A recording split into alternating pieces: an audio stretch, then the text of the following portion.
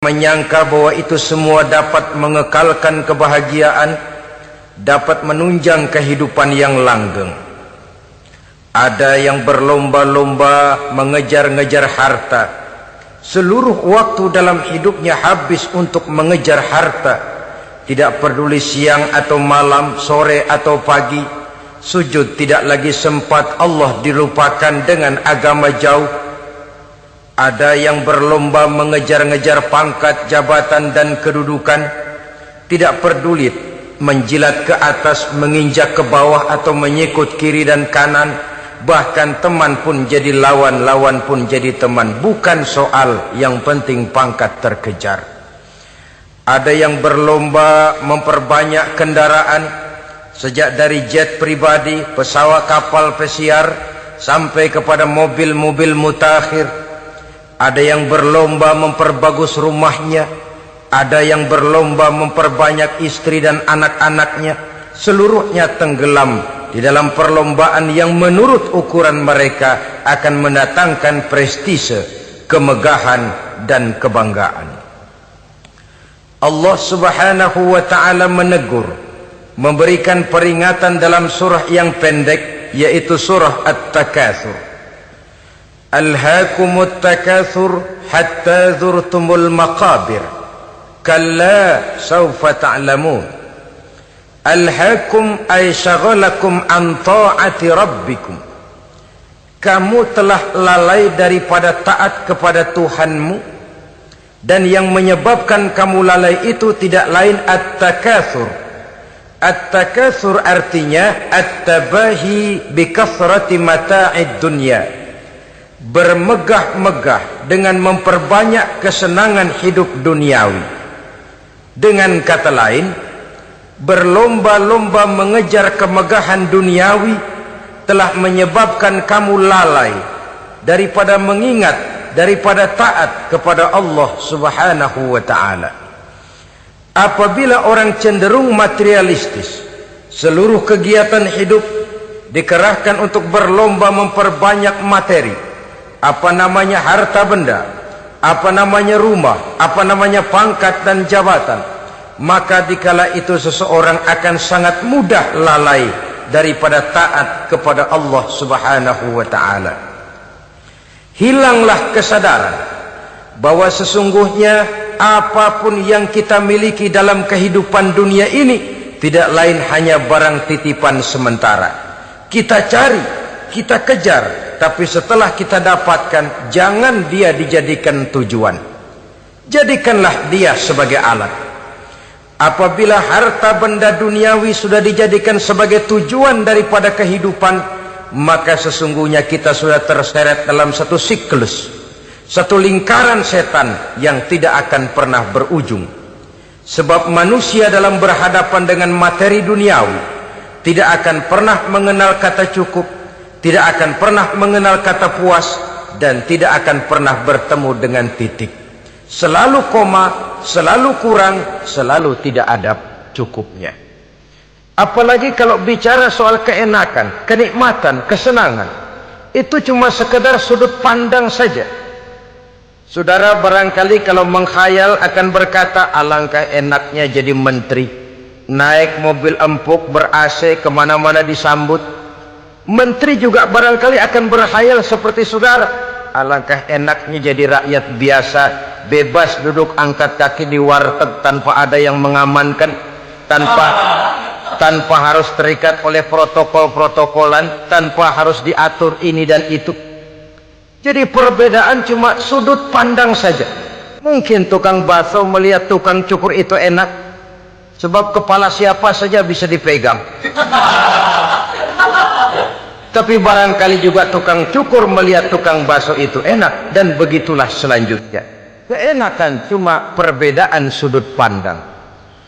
Saudara-saudara kaum muslimin rahimakumullah. Oleh sebab itu agama memberikan kesadaran, seluruh yang kita miliki, yang dititipi oleh Allah dalam kehidupan ini berupa materi keduniaan, hakikatnya adalah alat dan bukan sebagai tujuan. Apabila alat sudah kita jadikan tujuan, kita akan terjebak ke dalam satu perlombaan yang justru akan mencelakakan kita sendiri. Inilah yang saya maksud dengan sirkuit celaka. Perlombaan yang hanya membuat kita jerih, payah, keringat bercucuran, tenaga terkuras, tapi tidak akan pernah sampai ke garis finish. Karena memang tidak ada garis finishnya. Betapapun jauhnya satu perlombaan, dia mesti punya garis finish. Tapi kalau sudah at-takatsur, berlomba bermegah-megah diri, maka barangkali tidak akan pernah ada garis finishnya. Kita akan terseret dalam lingkaran setan, berputar di seputar itu tanpa tahu kapan berhenti dan di mana titiknya. Agamalah yang memberikan kesadaran. Alhaakumut takatsur. Bermegah-megahan telah membuat kamu lalai daripada taat kepada Allah Tuhanmu.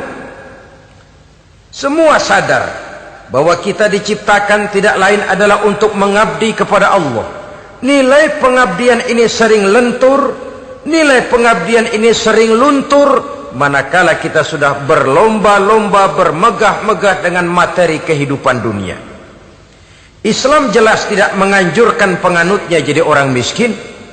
Bahkan Imam Ali karramallahu wajhah pernah mengatakan, kemiskinan bisa menyebabkan kekufuran.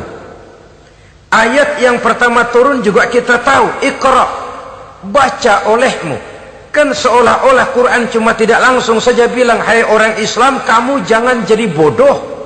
Kebodohan menimbulkan kemiskinan, kemiskinan mendekatkan kita kepada kekufuran. Jadi miskin sama kufur tetangga.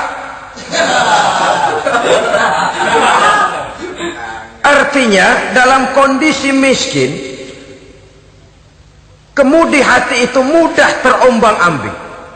Oleh sebab itu sering kemiskinan umat Islam ini dimanfaatkan oleh orang-orang lain untuk menyebarkan agamanya. Padahal agama adalah soal keyakinan yang tidak mungkin ditunjang dengan supermi, ditunjang dengan beras, pakaian, obat-obatan, beasiswa. Agama adalah soal keyakinan. Keyakinan adalah soal kebenaran, dan kebenaran itu adalah milik bersama. Tujuan diciptakannya manusia tidak lain adalah untuk melaksanakan ibadah. Kalau orang tenggelam dalam perlombaan memperbanyak harta, mempertinggi kedudukan, memperindah segala macam yang sifatnya duniawi, biasanya itu akan membuat dia lalai dari taatnya kepada Allah Azza wa Jalla. Kadang bukan hanya lalai daripada taat, juga sering terjebak kepada maksiat. Karena kalau pola pandang dan tolok ukur sudah benda duniawi semata-mata, sangat tidak mustahil orang lalu terjebak ke dalam prinsip menghalalkan segala cara. Asal sudah tujuan tercapai, cara apapun halal. Akhirat nomor 18. Nah, bukankah memang barangkali kita sejak kecil sudah dilatih untuk materialistis? Umpamanya kita hanya sering dilatih untuk takut kepada yang konkret-konkret saja, takut kepada yang nyata-nyata saja. Seorang ibu kalau menakuti anaknya, aduh nak, kenapa ini kau kerjakan? Kalau bapakmu tahu, waduh, habis kamu. Nah, kita lihat, kalau bapakmu tahu, kalau polisi tahu, kalau hansip tahu, kalau satpam tahu. Tapi jarang seorang ibu menanamkan kepada anak, nak, kenapa ini yang kau lakukan, nak? Bukankah kau tahu Allah lihat, Allah tahu, Allah dengar, Allah, nak? Diajarkan takut kepada yang gaib. Karena kalau takut dia kepada polisi, dia pasti bisa cari tempat lain dong yang polisi kagak lihat. Kalau takut dia kepada satpam, minggir dong ke tempat yang kira-kira satpam nggak lihat.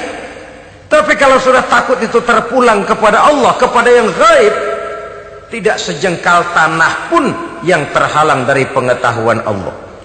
Tapi itulah salahnya kita. Sejak kecil anak-anak sudah kita latih untuk takut hanya kepada yang konkret-konkret saja. Akibatnya sampai dia besar melembaga dalam kehidupannya. Dia nyolong, kata temannya, kamu nyolong ya? Iya. Kok nyolong sih? Emang? Kenapa nyolong? Biarin.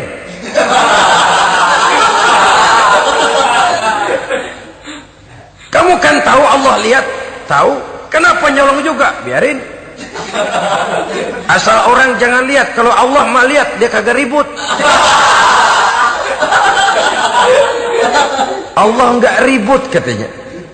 Nah, ini kan satu refleksi yang timbul daripada kenyataan. Jikalau orang hanya dijejali rasa takut kepada yang konkret-konkret saja, kepada yang zohir-zohir saja, yang akan tumbuh lalu mental kucing. Sopan, tenang, kalem, ayem, nggelenggem. Kalau ada orang, sedikit orang meleng, kucing kelihatan watak aslinya. Saudara-saudara kaum muslimin rahimakumullah. Oleh sebab itulah maka agama lewat surah yang kita bicarakan pada pertemuan ini memberikan peringatan. Kala, jangan begitu dong. Kamu boleh mencari dunia, silahkan cari harta yang banyak, cari pangkat yang tinggi, tapi jangan itu membuat kamu lalai daripada taat terhadap Allah subhanahu wa ta'ala. Jangan karena keinginan mendapat harta yang sebanyak-banyaknya lalu melakukan segala macam cara asal tujuan tercapai. Itu sudah membuat kita lalai. Jangan karena ingin mengejar kedudukan yang tinggi lalu jilat atas injak bawah. Nggak mempan jilat, dukun dipakai.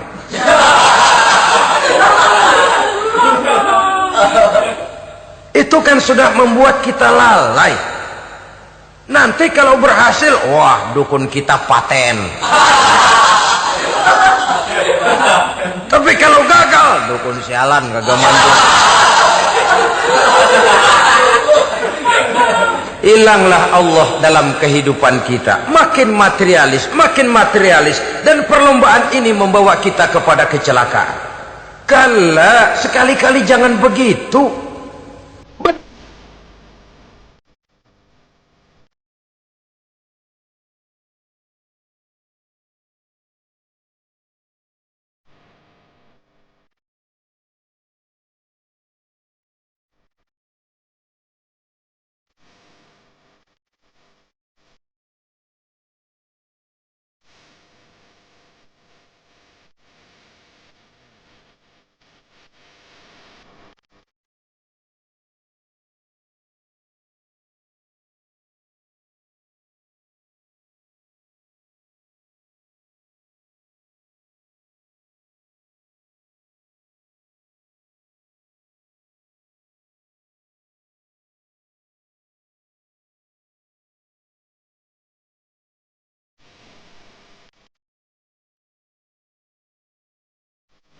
Nyatanya kan ada orang nyari duit, setelah duitnya banyak dibudakin oleh duit.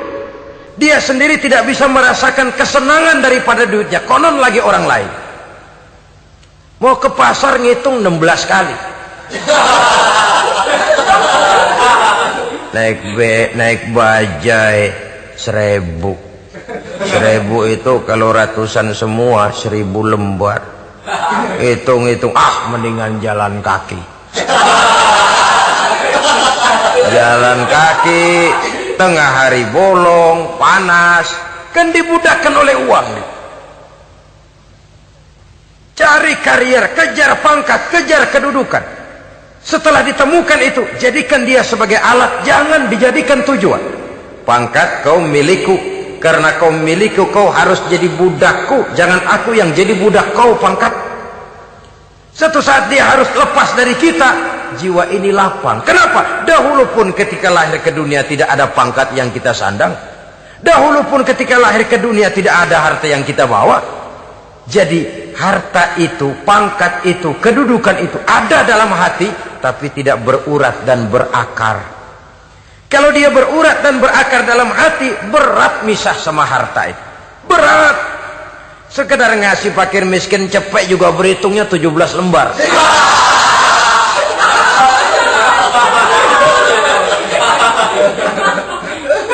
Dengar di kantornya mau ada mutasi, pindah dia dari tempat basah ke tempat kering, baru berita burung udah meriang duluan. Ini nanti bagaimana, itu nanti bagaimana, ini nanti bagaimana. Kan tidak jarang orang yang kena apa istilah kerennya zaman sekarang itu post power syndrome. Post power syndrome ini pernah dianalisa oleh Nabi. Kata beliau, irhamu salasatan minan nas, sayangilah 3 macam manusia. Siapa mereka? Pertama, azizan zalla, orang terhormat yang jatuh hina. Ini yang sering terkena post power syndrome. Biasa kemana-mana dikawal, dihormati, datang ke tempat ini protokol siap, ini serba diatur, semua serba beres. Begitu jabatan selesai atau pensiun, habis orang gak indah-indah. Dia lihat orang diemin aja, orang diemin, orang tonton. Ini kalau nggak kuat mentalnya, itu kena post power syndrome. Akibatnya ya bisa jantungan, bisa leper, bisa darah tinggi. Ya penyakit-penyakit yang zaman dulu kita nggak kenal. Ini kan makin banyak dokter, makin maju ilmu kedokteran, makin aneh penyakit. Saudara hadirin yang saya hormati, post power syndrome kena apa yang dinamakan frozen emotional attitude. Tidak kuat menghadapi kenyataan. Azizan zalla, orang terhormat yang jatuh hina, itu sangat perlu dikasihani. Yang kedua, ghaniyan qad iftaqar, orang kaya jatuh miskin. Ini juga sama. Biasa hidup apa ada, serba ada, lalu harus hidup apa adanya. Ini kalau kurang-kurang kuat benar-benar memble ini.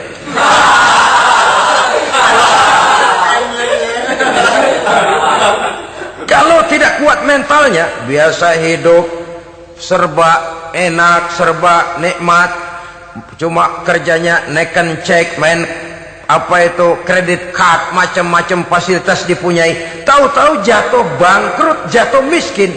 Kalau tidak fondasi agamanya kuat, bisa gantung diri, bisa bunuh diri, bisa frustasi, bisa terkena psikosomatik, tekanan jiwa mempengaruhi faktor biologis. Timbullah tekanan, terjadilah penyakit aneh-aneh. Al-ghaniyan qad iftaqara, orang kaya jatuh miskin, itu perlu dikasihani. Yang ketiga, wa faqihan yal'abu bihil juhal, ahli fikih tapi dipermainkan oleh orang-orang bodoh. Hanya kebetulan orang bodoh itu punya kekuasaan. Hukum bisa dipesan.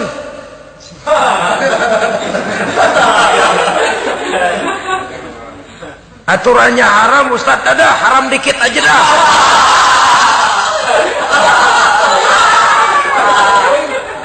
Sibuklah tuan fakih ini, ahli fikih ini mencari dalil kebet sana kebet sini supaya yang tadinya haram benar bisa jadi haram sedikit. Padahal yang minta ini orang bodoh, tidak ngerti agama. Cuma karena punya kekuasaan dipermainkan oleh orang yang fakih. Orang yang fakih ini dipermainkan. Kasihan orang yang seperti itu.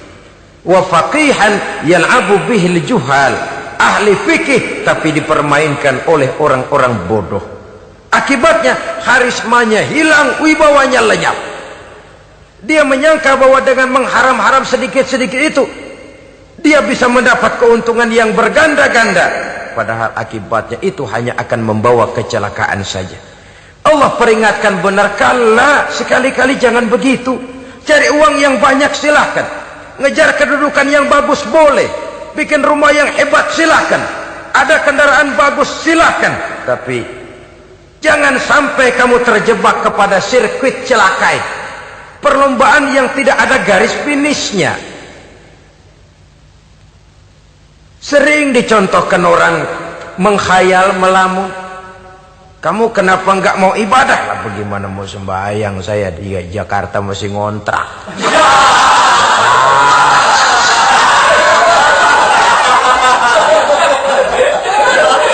Bingung, tiap akhir tahun kontrakan habis. Kalau punya rumah sendiri walaupun kecil-kecilan, tenanglah saya ibadah. Baiklah, oleh Allah diberikan rezeki, bisa bikin rumah walaupun kecil-kecilan. Sudah punya rumah sendiri, belum juga ibadah, apalagi mulur lagi. Habis bagaimana mau sembahyang, rumah kecil banget, pinggir kali, asal hujan bocor ya.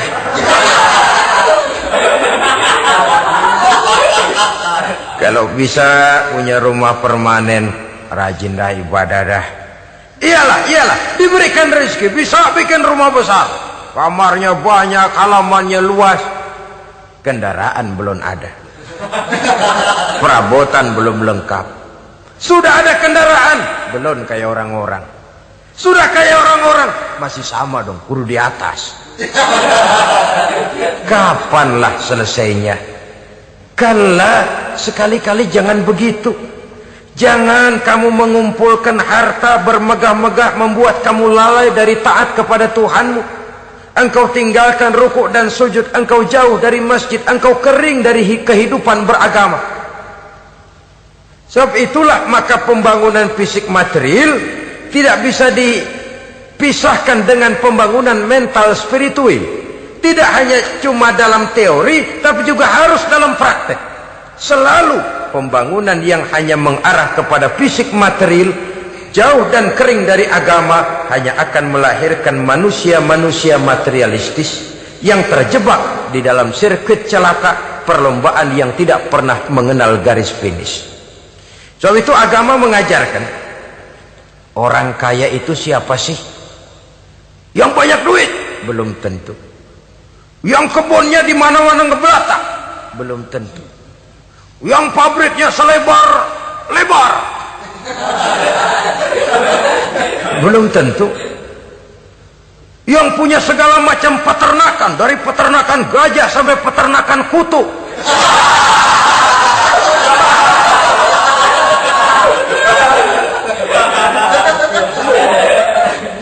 Belum tentu. Agama memberikan tuntunan yang sangat luhur.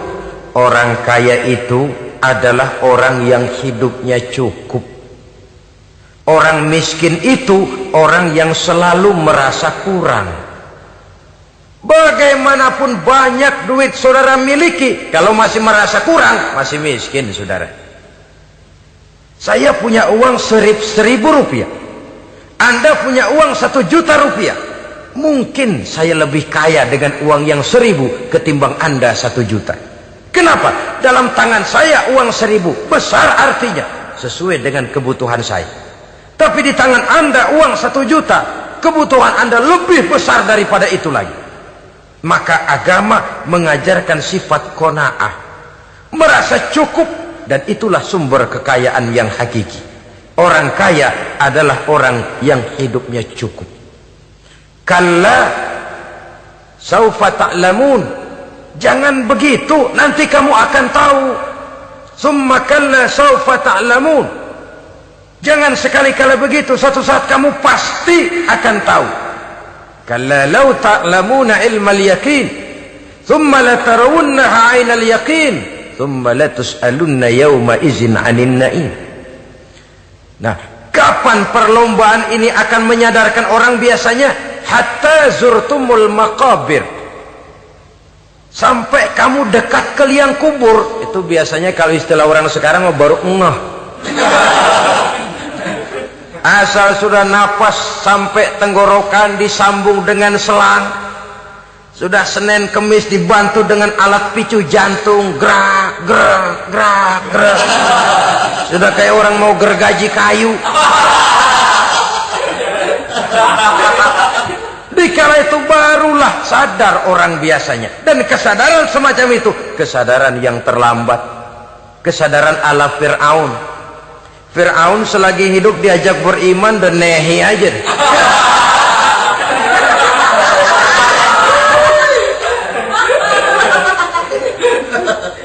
Tapi ketika dia tenggelam di lautan merah bersama seluruh tentaranya, dikala napas hampir terputus, keluar ucapannya, amantu bi Rabbi Musa wa Harun. Aduh, kalau begini mah saya juga percaya kepada Tuhannya Musa dan Harun. Saya beriman kepada Allah. Lagi timbul tenggelam mau sekarat baru beriman. Hatta zurtumul maqabir, kamu telah lalai dari sebab bermegah-megah sampai kamu masuk ke liang kubur, dekat ke liang kubur. Kalimat zurtum di sini menjelaskan bahwa kubur itu tidak selamanya. Zurtum itu dari kalimat zaro ya zuru, berziarah. Orang berziarah kan sebentar. Ke kubur itu sama dengan berziarah kita di situ. Sebentar, tidak akan selamanya, tidak akan kekal dalam kubur. bahwa kubur itu cuma satu halte dari sekian halte yang harus kita jalani. Hatta zurtumul maqabir ay mutum wa dufintum fil kubur, sampai kamu mati dikubumikan dalam kubur, barulah kamu sadar bahwa perlombaan itu hanya sia-sia, bahwa perlombaan itu tidak akan pernah mengenal garis finish, bahwa perlombaan itu akan membuat kamu celaka. Begitulah umumnya kebanyakan orang yang terjebak ke dalam paham materialis, baru menyadari kesalahan langkahnya pada saat napas sudah sampai di tenggorokan. Ternyata uangnya yang miliaran rupiah tidak sanggup menyambung nafasnya. Ternyata kendaraan yang serba mewah berkilat tidak sanggup meneruskan kehidupannya. Ternyata pangkat jabatannya yang tinggi yang membuat dia menyebabkan temannya jadi lawan, lawannya jadi teman, tidak akan sanggup menghentikan sang malaikat maut. Kalau keadaan sudah begitu, baru sadarlah kita terlambat. Karena saat seperti itu akan dihadapi oleh setiap orang. Kala, jangan begitu. Sadarlah kamu bahwa kalau sudah dekat ke liang kubur kamu baru insaf, itu terlambat. Sebelum nafas sampai di tenggorokan, pintu tobat masih selalu terbuka. Tapi manakala nafas sudah sampai di tenggorokan, tertutuplah pintu tobat untuk orang yang bersangkutan.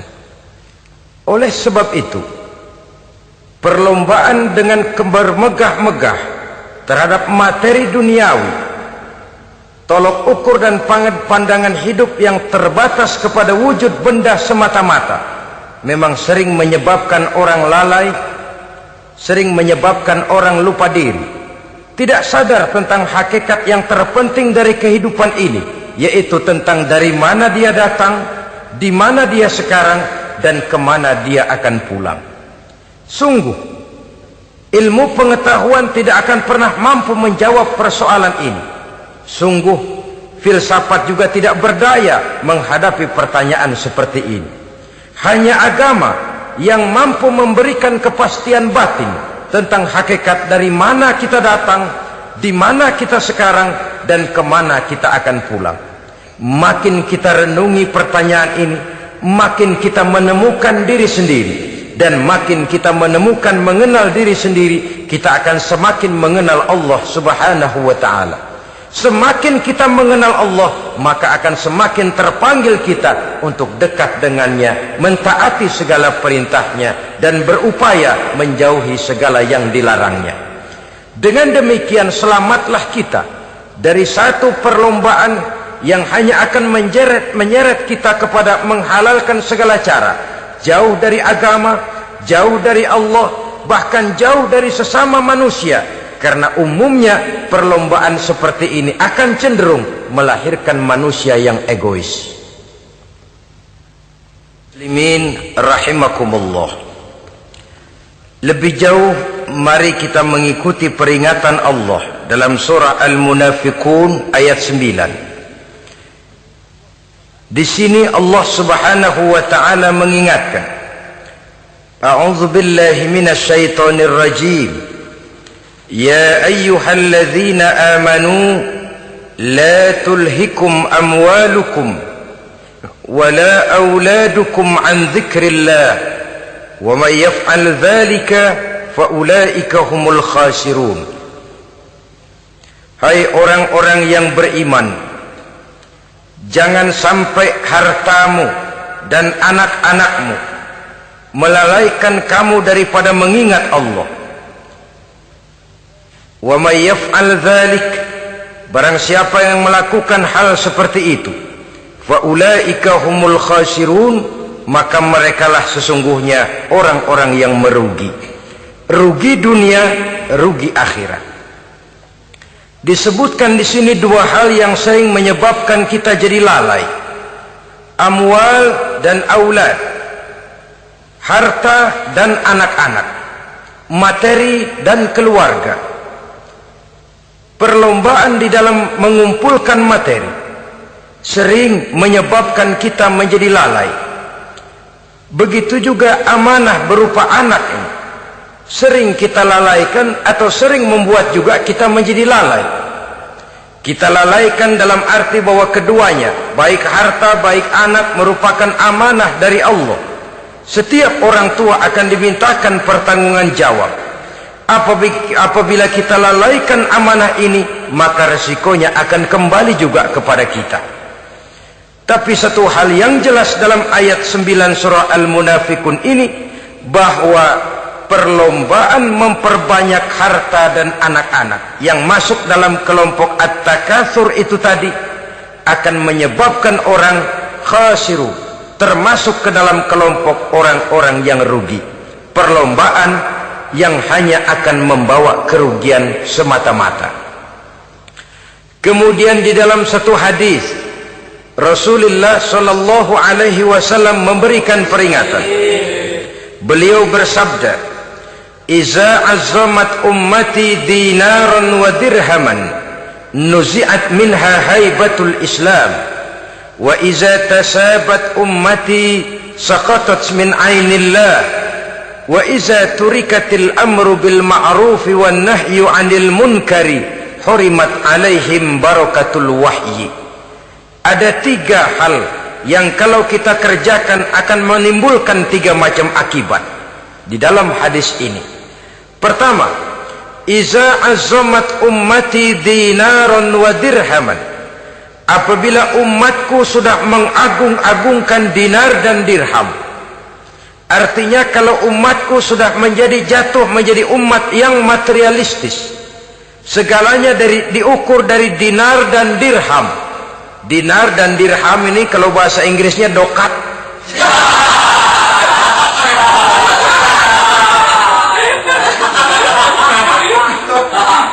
Segalanya diukur dari segi dinar dan dirham saja.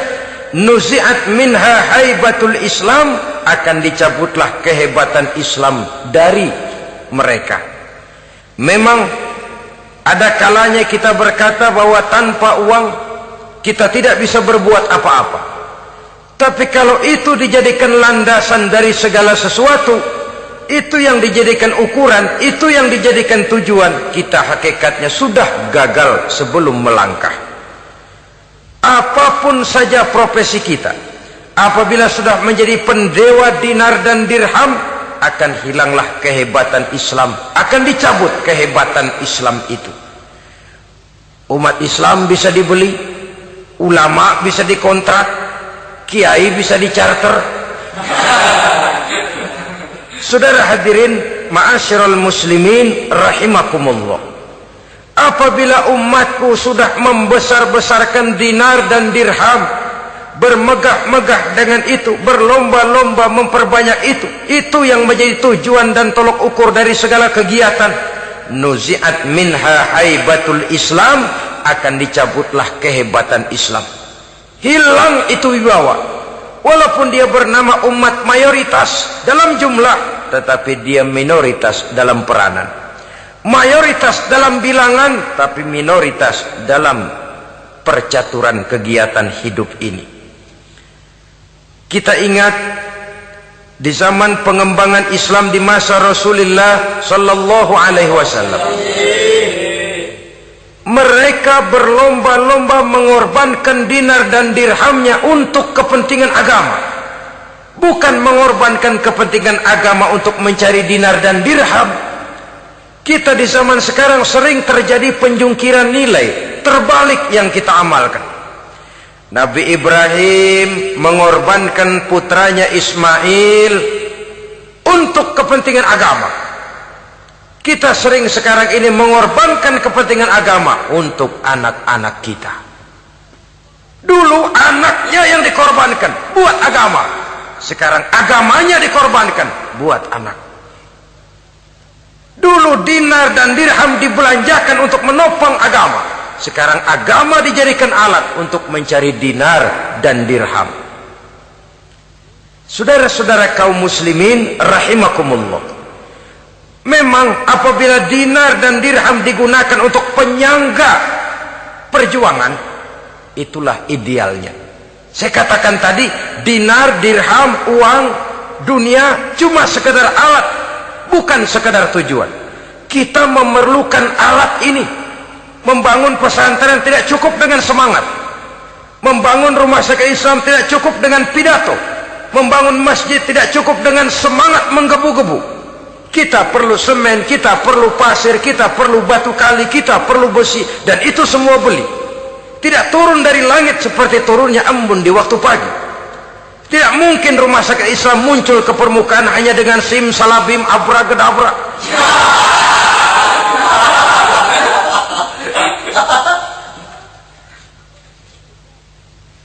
Oleh sebab itu, saya bersyukur kecenderungan belakangan ini pengajian-pengajian akbar di berbagai tempat tidak hanya sebagai ajang untuk menanamkan akidah, membina ukhuwah, tapi juga menjadi sarana di mana kita mengumpulkan dana, menghimpun potensi umat, menginventarisir potensi untuk kepentingan pengembangan daripada agama.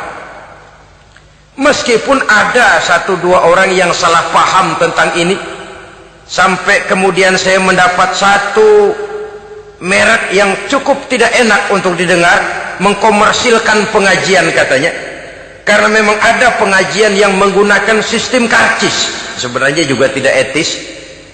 Undangan berikut infak yang seluruh hasilnya digunakan buat kepentingan agama, apakah itu rumah sakit, apakah itu madrasah, apakah itu masjid, dan satu sen pun saya tidak menuntut bagian dari itu. Saya malah berprinsip sepanjang saya masih laku untuk dijual dan itu memang buat kepentingan agama, persilahkan jual saja, asal buat masjid, pesantren, madrasah, rumah sakit Islam, kegiatan syiar dan dakwah, silakan. Tapi kalau sudah dijual buat kepentingan pribadi, memperkaya diri sendiri, tentunya dunia akhirat sulit untuk ridho kepada tingkah laku yang semacam itu. Kita memerlukan dana, umat di daerah membangun memerlukan dana, dan dana itu tidak hanya datang begitu saja. Kita bersyukur bahwa untuk menghadiri pengajian sekarang ini orang mau mengeluarkan uang, mau memberikan infak dengan ikhlas, tidak dengan keterpaksaan. Kenapa tidak? Sehingga ini lalu diinventarisir untuk kepentingan pembangunan agama. Ratusan juta rupiah terkumpul dari pengajian-pengajian rutin ini, pengajian-pengajian akbar ini. Puluhan masjid terbantu, rumah sakit Islam terbantu, musola selesai. Ya walaupun tidak lalu semuanya beres, tapi gemaknya itu sudah cukup menyentuh untuk menyadarkan orang bahwa harta baru kekal kalau dia sudah dibelanjakan di jalan Allah. Nah, yang celaka kalau dinar dan dirham itu yang dijadikan tujuan. Mengadakan pengajian semata-mata untuk cari uang, uangnya buat kantongnya dewe. Itu yang membuat dicabutnya kehebatan Islam itu. Segalanya diukur dari sudut itu. Sehingga ketika seseorang datang bertanya tentang hal-hal yang berkaitan dengan ini, maka hal semacam ini sesungguhnya satu nikmat yang perlu kita syukuri sepanjang menginventarisir potensi umat benar-benar digunakan buat kepentingan daripada agama kita. Jadi peringatan tegas dari Nabi ini, iza azzamat ummati dinaron wa dirhaman nuzi'at minha haibatul Islam. Apabila umatku sudah mengagung-agungkan dinar dan dirham, maka akan dicabutlah kehebatan Islam dari tengah-tengah mereka. Remeh saja orang memandang kita, enteng saja orang memandang kita. Satu. Yang kedua, patuhlah mereka dalam pandangan Allah. Kalau sesama umat ini sudah saling menjelekkan, apakah yang menjelekkan itu lebih bagus dari yang dijelekkan di hadapan Allah? Dua-duanya sama rendahnya. Pribadi saya mungkin puas kalau saya bisa menghantam saudara di depan umum, menjelek-jelekkan nama saudara. Tapi lebih baikkah saya dalam pandangan Allah sama rendahnya dengan orang yang saya jelekkan? Itu pun kalau yang dijelekkan benar-benar jelek. Kalau cuma sekedar fitnah, wah lebih celaka lagi nasib si orang itu tadi. Ini artinya menyadarkan kita bahwa umat ini sudah diikat dengan akidah. Beraneka ragam kita, tapi harus ada kebersamaan. Berbeda kita, tapi harus satu. Sebagai satu ummatan wahidah, satu umat yang satu. Oleh sebab itu, persamaannya lah yang harus kita angkat ke permukaan, bukan perbedaannya yang kita perbesar. Sudah datang waktunya umat Islam bangun dari tidurnya. Jangan lagi dibuai oleh irama mayoritas. Sudah lewat masanya kita bertengkar karena persoalan-persoalan kecil yang tidak prinsip. Sudah datang waktunya umat Islam bersatu, menyusun saf yang lebih lurus, oleh karena ia dihadapkan kepada tantangan-tantangan yang tidak semakin ringan. Kalau kita bertengkar dengan kita, kalau kita saling mencaci sesama kita, bukankah Yahudi tepuk tangan? Bukankah Nasrani menari-nari? Bukankah pihak ketiga akan menangguk di air keruh? Dan kerugian akan terpulang kepada kita semua. Tapi inilah realita, bahwa yang kita hadapi ini sesungguhnya musuh kita di luar kita, bukan di dalam kita. Apakah itu kemiskinan, kebodohan, maksiat, munkarat, ketidakadilan, kezaliman, kesewenang-wenangan, dan lain sebagainya. Yang musuh jadikan musuh, yang teman mari kita rangkul. Jangan terbalik, teman dimusuhi, musuh malah dirangkul. Maka berpesta poralah musuh-musuh Islam ini. Saudara-saudara kaum muslimin rahimakumullah, Nabi memperingatkan dengan tegas, wa iza tasabat ummati saqatat min ainillah. Jikalau umatku sudah saling mencaci maki, sudah saling berbantah-bantahan, jatuhlah mereka dalam pandangan Allah.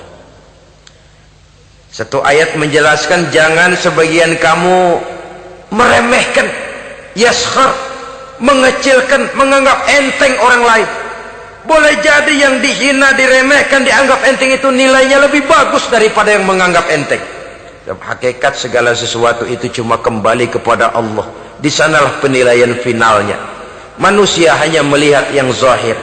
Makin banyak harapan hidup ini kita gantungkan kepada manusia, makin banyak kita harus bersiap untuk kecewa. Saudara-saudara kaum muslimin rahimakumullah. Kemudian yang ketiga peringatan dari baginda Nabi, wa iza turikatil amru bil ma'rufi wan nahyu 'anil munkari hurimat 'alaihim barakatul wahyi. Apabila amar ma'ruf dan nahi munkar telah ditinggalkan, maka akan hilanglah keberkahan wahyu, akan hilanglah keberkahan Quran, akan sirnalah keberkahan agama. Amar ma'ruf dan nahi munkar ditinggalkan, artinya di tengah masyarakat sudah tidak ada lagi yang menyerukan ini baik, ini tidak baik, ini halal, itu haram. Mari kita sholat, mari makmurkan taklim, santuni yatim piatu, makmurkan masjid. Seruan ke arah itu tidak lagi terdengar. Sementara tinggalkan judi, tinggalkan minuman keras, jauhi zina, seruan semacam itu pun tidak lagi terdengar. Maka hilanglah keberkahan wahyu itu. Karena amar ma'ruf dan nahi munkar merupakan bagian daripada ajaran agama kita. Menjadi sponsor dari segala macam kebajikan dan menjadi penghalang daripada segala macam kemunkaran sesuai dengan batas kemampuan yang kita miliki masing-masing. Nah, saya kembali kepada persoalan pokok di awal pembicaraan tadi. Bagaimana jalan keluarnya? Jalan keluarnya tidak lain adalah upaya. Bagaimana kegiatan yang sifatnya fisik material ini diimbangi dengan kegiatan yang bersifat mental spiritual. Upaya menghidupkan majelis-majelis ta'lim, upaya memakmurkan masjid-masjid sebagai laboratorium rohani untuk mewujudkan keseimbangan dalam pola pikir yang akan berlanjut dalam gerak hidup yang kemudian akan tertuang dalam segala perbuatan manusia. Apabila sudah terwujud kepincangan dalam pola pikir, akan pincanglah caranya bertindak dan berbuat, akan pincanglah pandangan hidupnya, akan pincanglah orientasinya di dalam kehidupan ini.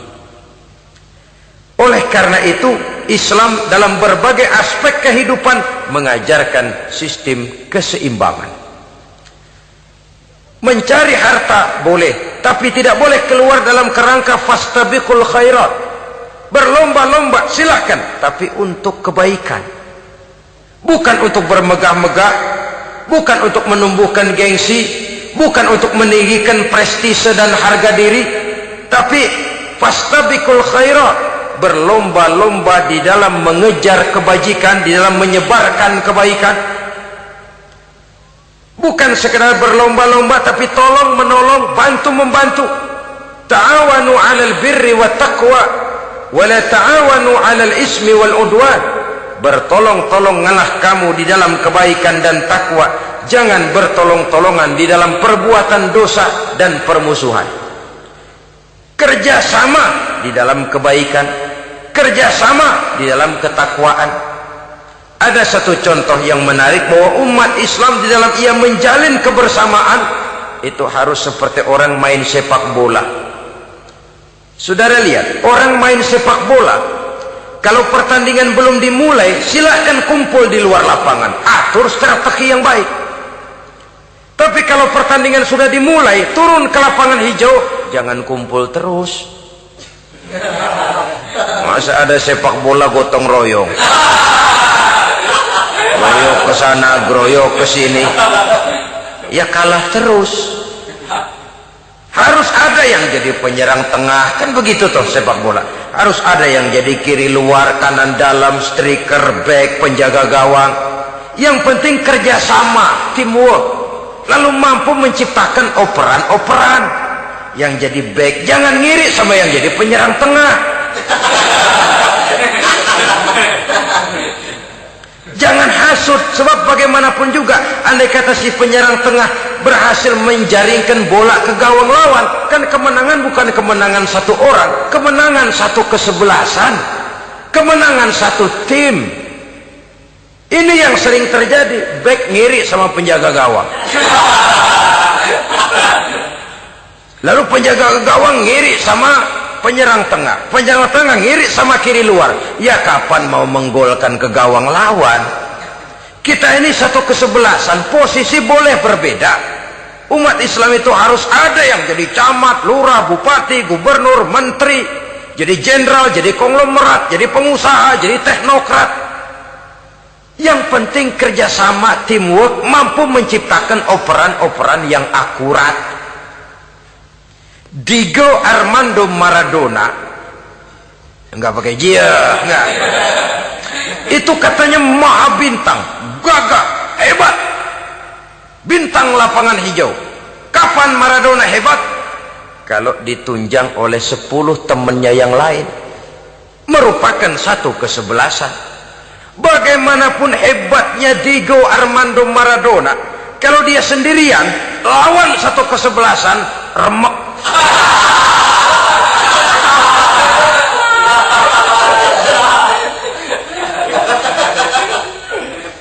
Dia hebat, dia jenius, dia maha bintang karena dapat operan dari teman-temannya. Bukan jegalan, operan.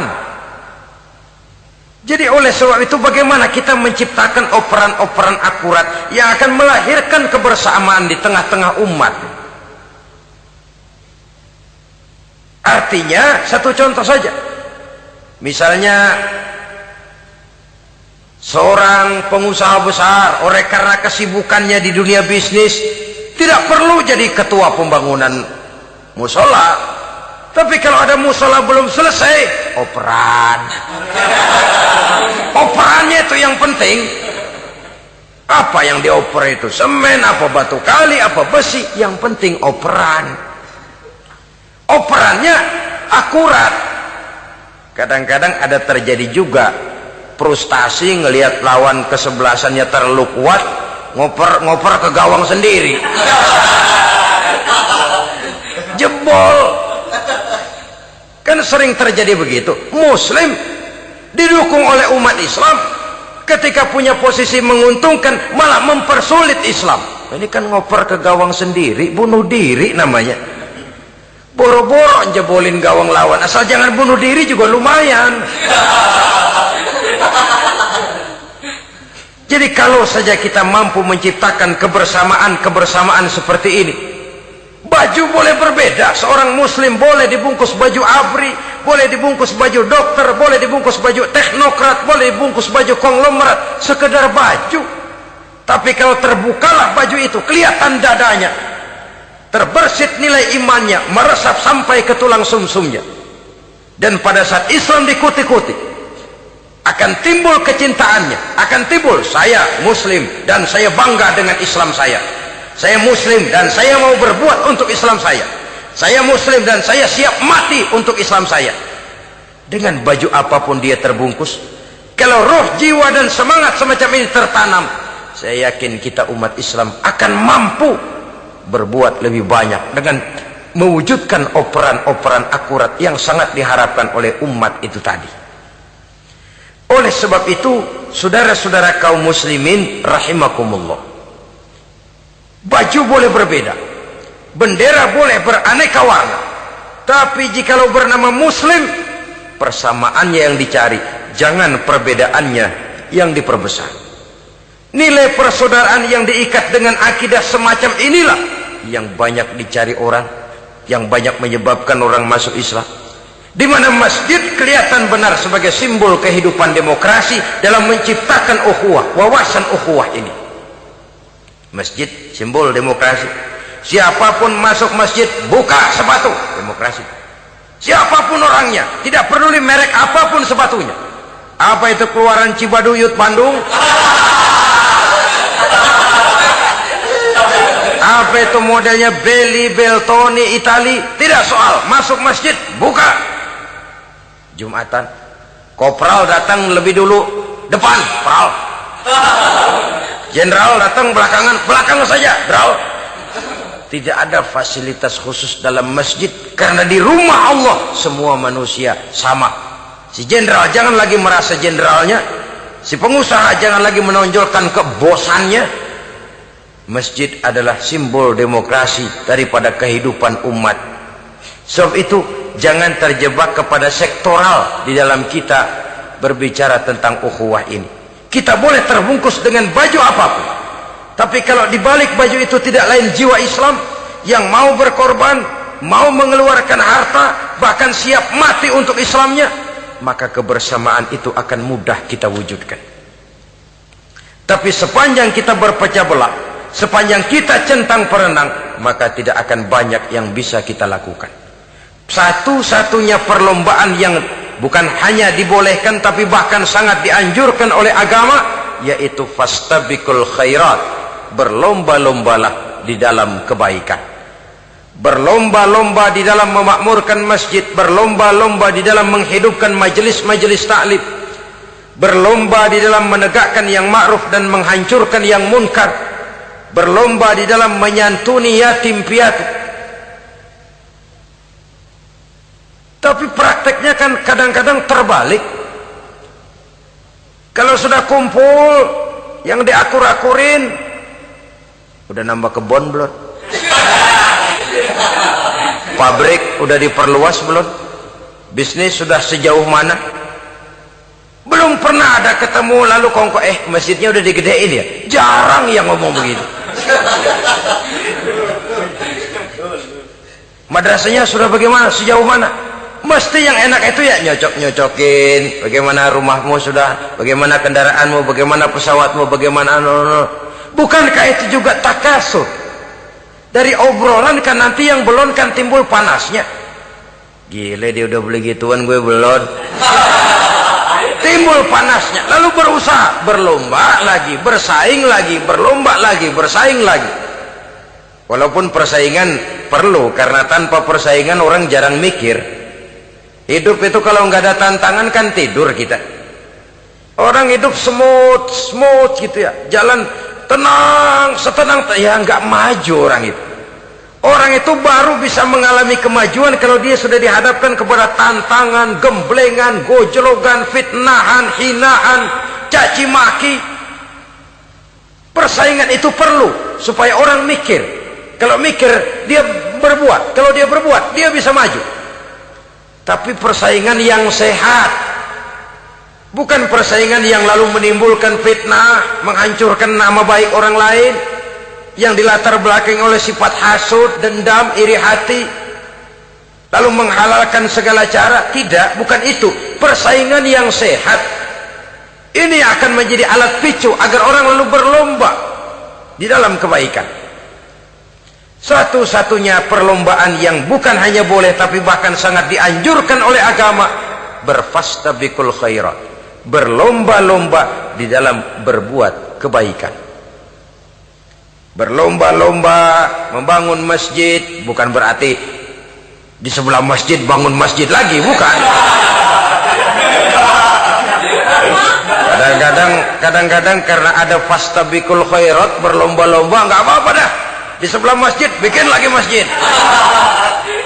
Akhirnya azan perlombaan main kenceng-kencengan.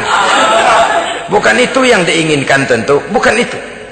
Bagaimana memakmurkan masjid, bagaimana memfungsikan masjid, bagaimana membina umat dan lain sebagainya. Jadi pembicaraan ke arah itu akan menimbulkan rangsangan untuk berlomba di dalam kebaikan.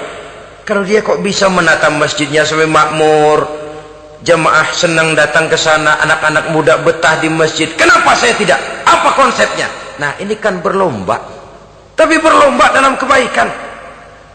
Kalau dia bisa menghimpun anak-anak muda lalu diarahkan kepada jalan yang positif, kenapa saya tidak bisa? Dia punya potensi yang saya juga punya. Berlomba di dalam kebaikan.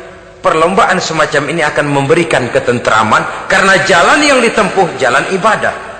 Tapi kalau perlombaan materi, at-takasur tadi, yang timbul bukan ketentraman, panas.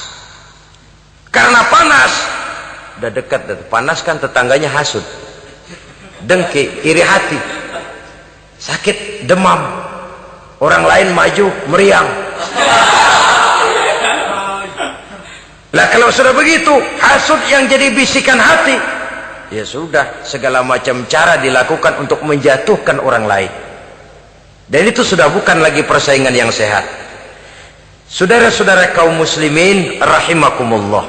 Oleh sebab itu kita tutup pertemuan singkat kali ini dengan satu kesimpulan, bahwa harta adalah sekadar alat, bukan tujuan di dalam kehidupan. Tanpa harta barangkali orang sulit untuk bahagia, tapi harta semata-mata tidak merupakan jaminan bahwa orang lalu akan bahagia.